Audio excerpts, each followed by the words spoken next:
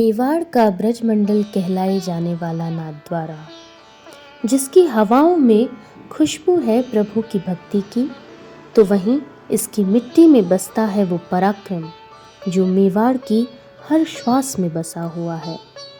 यह शहर सिर्फ शहर नहीं है, यह एक सेतु है जो ब्रज के प्रेम को जोड़ता है मेवाड़ के समर्पण से। चाहे होली की ढप की गूंज हो या फिर जन्माष्टमी के तोपों की सलामी, इस शहर का अपना ही एक अलग सुर और ताल है। लेकिन इस श्रीजी के शहर को सबसे निराला बनाती है इसकी दीपावली। वो दीपावली जिसमें एक तरफ है खुद श्रीजी और उनके ग्वाल बाल, तो दूसरी ओर है हमारे गोपाल की गैया। सदियों से हर दिवाली यह नगर महारानी की तरह सजाता है अपने प्रभु की गौ माताओं को, और पूरा शहर साक्षी बनता है एक ऐसी क्रीड़ा का जो अपने आप में ही सबसे निराली है।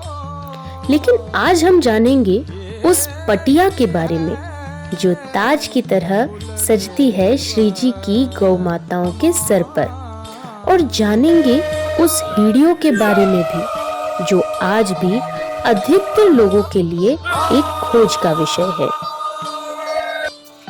प्रभु की दिवाली के महात्म्य को इस बार समझेंगे उन्हीं के ग्वाल बाल और सखाओं से, जिनकी कई पीढ़ियां करती आई हैं प्रभु की गौशाला की देखभाल।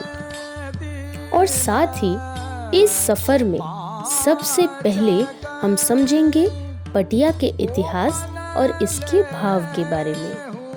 पटिया अपभ्रंश हो गई है, वैसे या को नाम टिपारा है। जैसे ठाकुर जी के टिपारे के श्रृंगार हुए, इसे टिपारा है। तो यह टिपारे को आविष्कार या जनक खुद ठाकुर जी है। वो कैसे कि जब ठाकुर जी ने इंद्रमान भंग की लीला जब करी, तो वरदान मिलने की नहीं कि ठाकुर जी ने कि अब भाई सब ग्वाल बाल या कि गौ माताओं को सजाओ और या की तैयारी करो, और ब्रज भक्तन को ब्रज गोपिन को सबको कीने के जाओ तुम सिंगर वो सामग्री करो।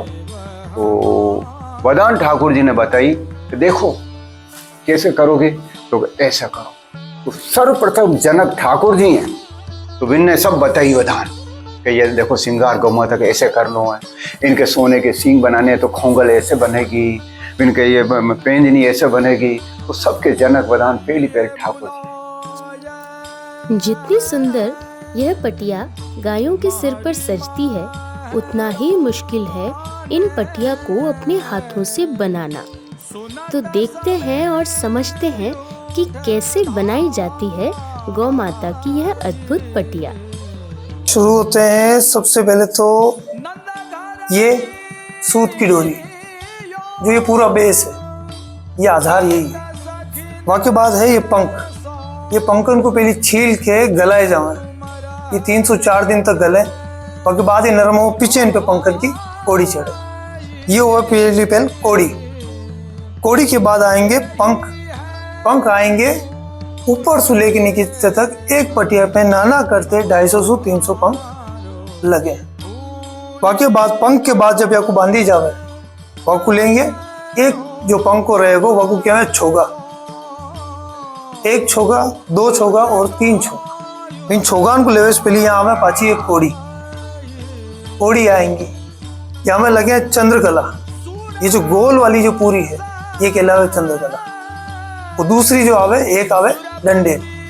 डंडेल बड़ी पटिया में ना आवे, ठाकुर जी की जो गौ माता है वहाँ में चंद्रकला ही आएगी। वहाँ के बाद दूसरी आएगी कटार। ये कटार या कोई पूर्ण स्वरूप ऐसो रहे जैसे साक्षात मोर बिराजे हो। फिर आगे नीचे आवे ये फूतिया, ये है फूतिया और फोंदना। एक आवे पटका, जो ठाकुर जी की सम्मुख जो गर जाएगी, जो गोवर्धन पूजा गचरेगी, जो कान जगह में तिलक कराएगी, विनके आवे पटका। ये कहलावे पटका। ये पूरा तैयार करने में एक पटिया में नाना करते 7 से 8 घंटा एक बार में लगे, और वैसे 3 दिन में एक पटिया तैयार हुआ। द्वापर युग से गौमाता के सिर पर सज रही इन अद्भुत पटिया को आखिर हमारे श्री जी को बनाने की आवश्यकता ही क्या आई? आइए जानते हैं पटिया बनाने के पीछे छिपे इस अनोखे भाव को। श्रृंगार ठाकुर जी धरा में तरह तरह के श्रृंगार धरा में, वहां में एक टिपारे को श्रृंगार दिया। वो टिपारे को श्रृंगार वाके बराबर ही ठाकुर जी ने आज्ञा करी कि मैं जैसो श्रृंगार धरा रहे हूँ वैसो को वैसो श्रृंगार वारियाओ मेरी गौ माता के ही धराओ। तो कैसे बना मैं तो ऐसे बनाओ।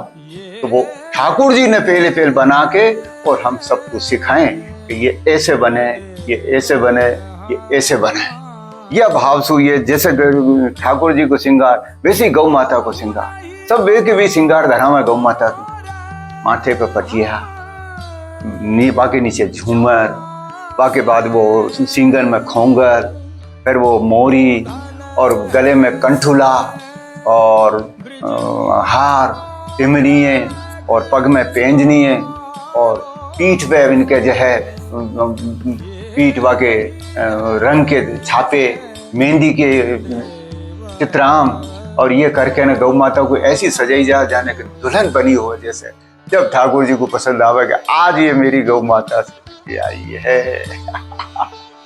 निकुंज नायक श्री गोवर्धनधर और श्री लाडले लाल को लाड़ लड़ाने की बात हो और वल्लभ कुल की बात ना हो, ऐसा तो हो ही नहीं सकता। तो आइए जानते हैं वल्लभ कुल के योगदान के बारे में, जिन्होंने आज तक बचाए रखा है पटिया बनाने की इस सुंदर कला को। ठाकुर जी ने तो सरस्वत कल्प में सबको सिखाई बाल बालन को, ठीक है। वाके बाद मुगल आ गए तो मुगल की वजह से थोड़ी की लुप्त हो गई। तो महाप्रभु जी जब प्रकट हुए तो महाप्रभु जी के बाद गोसाई जी प्रकट हुए तो गोसाई जी ने यह चीज को बहुत प्रोत्साहन दिया। कैसे कि ठाकुर जी के सन्मुख जितने प्रकार के, तो वहां में खेल के साथ भी आवे, वह खेल के साथ में गौ माता भी आवे दशहरा। तो वे दशहरा पे काष्ठ की गौ माता, चांदी की गौ माता आवे। तो आज भी वह जमाने की काष्ठ की गौ माता गोसाई जी की टेन की आज भी हैं और बिनको गोसाई जी साक्षात खुद बताई बाल बालन को ऐसे इनके वास्ते पटिया बनाओ और ऐसे इनके वास्ते लाओ। तो बिन गौ माता के वास्ते पटिया मंगा के और खुद ने धराई पहली दान और बिन गौ माता ने खुद प्रकट हो गए गोसाई जी के स्वामी और बिन गौ माता ने धराई और वे बाल काष्ठ के में सब प्रकट हो गए और वो सब धराई। जब सु वल्लभ कुल में जैसे जैसे बालक प्रकट होते गए भिन्न भिन्न नई नई चीजें और यहाँ में जोड़ते गए और वहां में जोड़ते जोड़ते आज तो यहाँ तक आए कि गुरु गोविंद लाल ने तो क्या कहने उनने करे, फिर दाऊ बाबा ने और आज विशाल बाबा प्रकट हो गए। उनने तो ये ऐसी कर दी कि आज हमारे पहली हाथ के ना करते 1000-2000 पंख आते, आज तो बाबा साहब की कृपा से 25,000 पंख आ रहे हैं और वह पंख की जो है ढेर पटिया बन रही हैं और इनके देखो 4 यारी जहाँ जो चाहिए जो सब मिल रही हो हमको। और हम भी ऐसे प्रफुल्लित होकर बना रहे हैं कि टोले के गौ माता के ये बनावे कि वो बनावे कि ये करें कि वो करें कि गौ माता खूब सजा रहे हैं और कोई बात की कमी नहीं है। पर आज भी वल्लभ कुल की ऐसी कृपा है कि वाकू हम खा बखान कर रहे हैं। हम तो ये देख रहे हैं कि कहीं दाऊ बाबा जो पास प्रकट ना हो गए, वही रूप में हम तो वो देख रहे हैं। और तुमको गौ प्रेम तो देखो, क्या गौ प्रेम है इनको। जब खिरत में आ जाओ बाबा साहब ना पधारेंगे, हुजूर ना पधारेंगे, लेकिन लाल बाबा जरूर पधारेंगे और सबको लेके आ जाओगे और वाह बा को लाओ, वाह बिजार को लाओ। आपको देखो हम तो ये आशा रखें कि अब गौ माता को खूब कल्याण हो, खूब आनंद होगा। और वैसे तो सबने करे हैं पर गौ लाल बाबा की तरफ से तो हमें बहुत आशा है कि गौ माता की खूब सेवा करेंगे, खूब आगे बढ़ा के और खूब बार बार गौ माता को ध्यान रखेंगे। अब जानेंगे कि प्रभु की सेवा में आखिर कहां से आते हैं इतने मोर पंख, कौन कौन इकट्ठा करते हैं इन मोर पंखों को और क्या है इसके पीछे का भाव। ठाकुर जी के 24 वन है। कितने?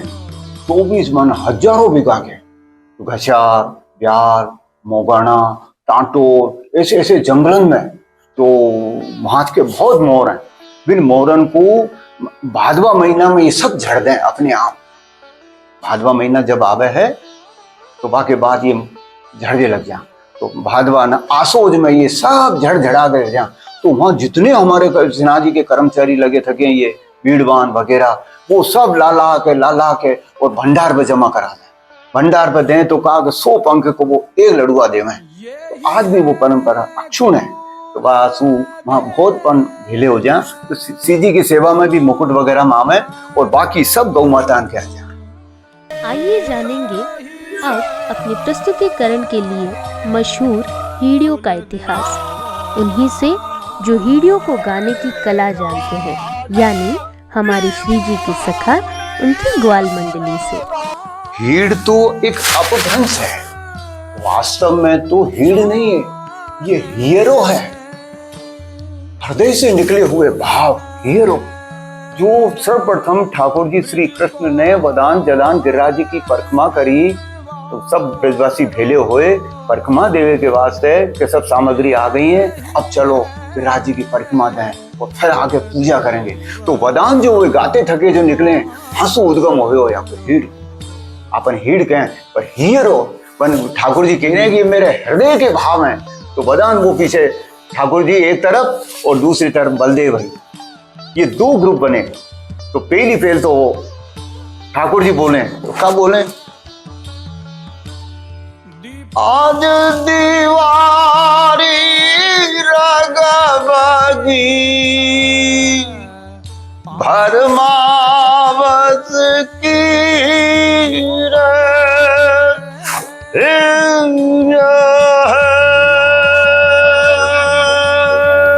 हम पहले हीरो इसका हैं। ये हीड़ तो अपभ्रंश हो गया पीछे जाके। तो हीड़ है ये, तो गिरिराज जी की 7 कोस की परिक्रमा। तो वो 7 कोस की परिक्रमा ठाकुर जी ने दीनी व भाव से हम 7 परिक्रमा करें, 4 दिवाली के दिन और 3 अन्नकूट के दिन, ये 7 परिक्रमा हुए हैं जो 7 कोस के भाव से ये हुए। और वो 2 ही ग्रुप बने जहाँ, एक ठाकुर जी को ग्रुप और एक बलदेव जी को, और वे 2 ही गाते थके चले। जैसे आज भी हम वो की वही गा रहे हैं, ये हो सब ठाकुर जी की वजह, ठाकुर जी ने इसके उद्गम में बात है। अब जानते हैं कि किस तिथि से आरंभ होता है गौशाला में हीड़ गान और क्या है उसके पीछे के भाव। हीड़ को गायन शरद पूनम से चालू हुआ, वो यह वास्ते हुए कि 15 दिन रह जाए दीपावली के। तो हम 12 महीना तो आपको गाँव है ना, वाके अभ्यास के लिए शरद पूनम के दिन से हम बापू गानों चालू करें तो वो अभ्यास हो जाए, जो दिवाली और अन्नकूट तक बापू बिल्कुल कंप्लीट तरीके से गा सकें। और परंपरा ये चली आई हमारे बड़े पूजन की कि सरसू जो है श्रृंगार सब चालू हुए और वो हीड़ गान गौ माता को गावे लगे। इतिहास की परतों से परे अब चलते हैं प्रभु के हीड़ के भावों की ओर, जिसमें समाया हुआ है प्रभु का पूरा ब्रजमंडल और गोलोक। ठाकुर जी ने जो प्रकट करो है वह में गौ माता के स्नेह की सब लीला है, गिरिराज जी की लीला है, यमुना जी की लीला है। तो वहां में कहा कि पहली पहल तो बिनको आयो कि गौ माता को क्या कर रहे हैं, तो श्रृंगार कर रहे हैं। श्रृंगार करके कौन कौन सी गौ, कैसी कैसी गौ माता, वो वर्णन है। अब वो कहाँ जा रही हैं वो वर्णन है, कहाँ चल रही हैं वो वर्णन है, फिर वो कहाँ आई हैं तो नंदालय में आई हैं वो वर्णन है, फिर वो क्या कर रही हैं तो गोवर्धन पूजा हो रही है तो अब वो क्या कर रहे हैं तो वो वर्णन है, और गोदोहन हो रहे हो तो वहां में क्या वर्णन है, तो गाद कौन दो रहे हो है, कौन दुआ रहे हो है वो वर्णन है, और वन वन में चल रही हैं वो तो वहां में सब है ही है। तो वहां में जैसे कड़िया में भली सिंगारी बागरा धन ठाकुर के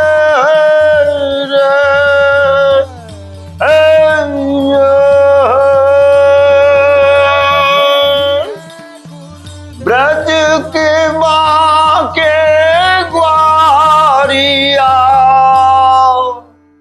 हरियल बाकी रे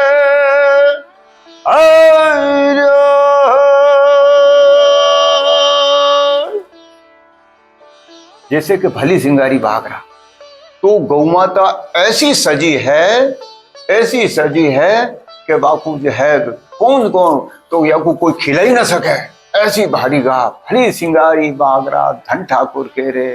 तो कौन के धन है? तो ठाकुर जी के धन है। और फिर कह रहे हैं कि वो ब्रज के बांके ग्वारिया हरियल बांकी रे। तो ऐसे ही ग्वार चाहिए बांके जो खिलावे वाले, जो कि जाकर वो गांव फूफाटे मार के दौड़े और बाकू बच बच के खिलावे। और ऐसी गांव है जो वह बछड़ा को छोड़े ना, तब बाकी वो बाकी ग्वारिया ने बाकी गौ माता, ये वाक्य वर्णन है। आखिर कौन सी वो विशेष राग है जो हीड़ को सबसे अलग और खास बनाती है? ये पहाड़ी राग है। और पहाड़ी राग यह वास्ते है कि वो जो प्रकट हुए ना वहाँ वदान गिरिराज जी की परिक्रमा दे रहे हैं, वदान ये प्रकट हुए तो टोले के टोले ब्रज भक्त हैं, टोली की टोली गौ माता पिछड़ी वे सब परिक्रमा दे रही हैं। तो वह पहाड़ी राग में आवाज सुर में, जोर के सुर में बस वो खबर पड़े कि आगे तो वे चल रहे हैं और पिछड़ी हम आ रहे हैं। और यह वास्ते वह पहाड़ी राग में या वो गायो जा जो सुर बड़ो ऊंचो रहे, बस वो सब सुन सके। और वाई में ही वो सब ब्रज भक्त वगैरह वो सब संग गा रहे हैं। या को ऐसे ही हम जब सब निकले तो वदान सब जने संग गावे ऊंचे सुर में। और ये यहीं से है सिराज जी पे, और कहीं ना कोई ये कहीं है कहीं लिखे थोको के ऐसा होगा कोई गा सके कलाकार कोई ना, और मैं भी कोई एक ना गा सकूं। ये तो सब ग्रुप है जैसू ये गवाह है। बाकी तो कंठ बैठ कर नीचे बैठ जा, बड़ी दम चाहिए। गौ माता की यह क्रीड़ा जहाँ नाथद्वारा की संस्कृति का एक अटूट हिस्सा है, तो वहीं इस क्रीड़ा के पीछे की कहानी भी कुछ कम रोचक नहीं है। कहते हैं कि जब इंद्र ने ब्रज को जलमग्न करने के लिए भारी वर्षा की, किंतु प्रभु के आगे वह टिक नहीं पाए, तब इंद्र ने एक नया षड्यंत्र किया और वह जाकर प्रभु की गौ माता के भीतर छिप गया। तब प्रभु ने इंद्र को बाहर निकालने के लिए गौ माता संग नाना प्रकार की क्रीड़ा की। कभी उन्हें छेड़ा तो कभी उनके बछड़े को लेकर भागकर उलझाया, और इन सब के द्वारा गौ माता के भीतर छिपे इंद्र को इतना थका दिया कि इंद्र ने प्रभु के सम्मुख आकर प्रभु से क्षमा मांगी, और इस प्रकार इंद्र का मान भंग हुआ। किंतु इस लीला के परे गौ माता की ग्वाल बाल संग क्रीड़ा के मूल में छुपा है गौ माता का अपने पुत्र समान ग्वाल बालों के प्रति प्रेम, जिसमें गौ माता एक माँ के समान अपने पुत्र के संग नाना प्रकार के खेल खेलती है और उन्हें अपनी प्रेम भरे वात्सल्य का अनुभव करवाती है। नाथद्वारा की दीपावली का हर पहलू, चाहे वो हीड़ हो या पटिया हो या फिर गौ क्रीड़ा हो, यह सब कुछ मिलकर एक सुदृढ़ सांस्कृतिक विरासत का निर्माण करता है। वह विरासत जो अंत में एक जीव को प्रभु और उनके प्रति अटूट समर्पण से जोड़ती है, और यह परंपराएं जीवंत रखती हैं हमारी पुष्टि संस्कृति को हर युग में। जय श्री कृष्ण। बाल और गौ माता का माँ बेटे का संबंध है। जैसे माँ अपने बेटा को कैसे दुलार करे, वैसे ये गौ माता हम सबको दुलार करे।